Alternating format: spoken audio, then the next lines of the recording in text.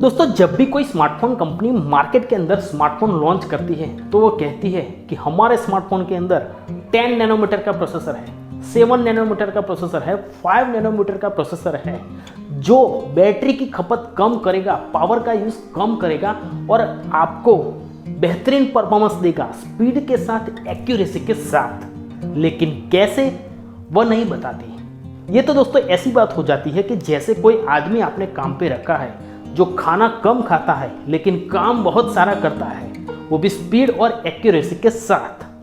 तो दोस्तों, स्मार्टफोन में ये कैसे होता है, इसकी जरा हम बात करेंगे आज के वीडियो के अंदर। तो दोस्तों, प्रोसेसर यानी कि नंबर ऑफ ट्रांजिस्टर। प्रोसेसर यानी क्या होता है कि बहुत सारे लाखों की संख्या में ट्रांजिस्टर, छोटे छोटे ट्रांजिस्टर चिप के ऊपर होते हैं, जिसकी वजह से हम स्मार्टफोन को यूज़ कर पाते हैं। अब किसी से आदमी से पूछेंगे कि 12 नैनोमीटर का प्रोसेसर, तो वह यह कहेगा कि यहाँ पे प्रोसेसर की साइज 12 नैनोमीटर है, लेकिन ये गलत बात है। दोस्तों, 12 नैनोमीटर का प्रोसेसर यानी कि वहाँ पे प्रोसेसर के अंदर जो लाखों के अंदर ट्रांजिस्टर हैं, वहाँ पे हर एक ट्रांजिस्टर की साइज 12 नैनोमीटर है। यानी कि 12 नैनोमीटर वाले लाखों ट्रांजिस्टर 12 नैनोमीटर वाले प्रोसेसर के अंदर होती है। जब कोई कहता है कि 8 नैनोमीटर का प्रोसेसर है, तो वहाँ पे ट्रांजिस्टर की साइज 8 नैनोमीटर होती है।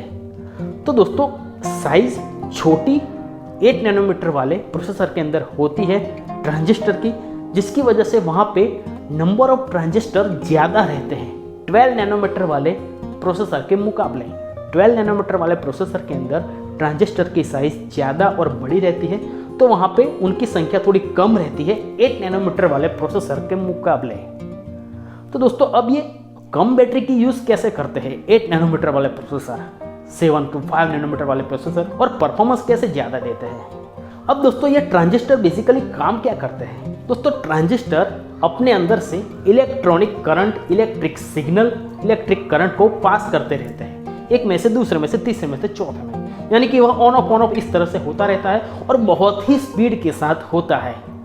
अब जो 8 नैनोमीटर वाले प्रोसेसर है, वह नंबर ज़्यादा है उनकी 12 नैनोमीटर वाले प्रोसेसर के मुकाबले। तो दोस्तों, यहाँ पे 8 नैनोमीटर वाले ट्रांजिस्टर होते हैं, वह ज़्यादा रहते हैं। तो वहाँ पे जो 2 ट्रांजिस्टर रहते हैं 8 नैनोमीटर वाले, उनके बीच में जो जगह रहती है वो बहुत ही कम रहती है।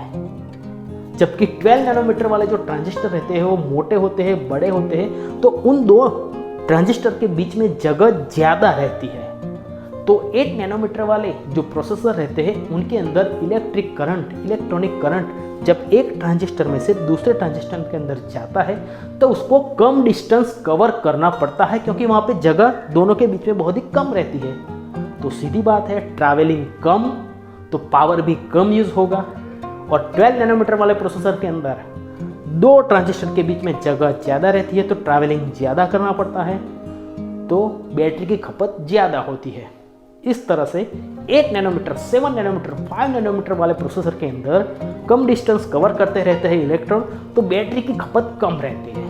अब दोस्तों, डिस्टेंस भी दोनों के बीच में बहुत ही कम रहते हैं, तो वो बहुत ही स्पीड के साथ एक ट्रांजिस्टर दूसरे, तीसरे, चौथे, 5 में इस तरह से पसार होता रहता है इलेक्ट्रॉन, तो वह ज़्यादा ट्रांजिस्टर को कवर कर देता है कम ही टाइम के अंदर।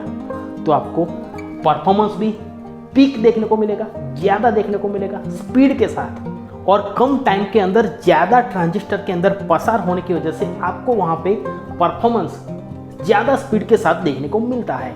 यानी कि वहाँ पे कैलकुलेशन बहुत ही स्पीड के साथ होती है, जिसकी वजह से प्रोसेसर बहुत ही स्पीडली वर्क करता है। तो दोस्तों, यही एक रीज़न है कि जो ट्रांजिस्टर होते हैं उनकी साइज कम रहती है, उनकी नंबर ऑफ संख्या ज़्यादा रहती है, तो हमको कम बैटरी के अंदर ज़्यादा बेहतरीन परफॉर्मेंस देखने को मिलता है, फिर चाहे मल्टीटास्किंग हो या फिर कोई भी काम हो।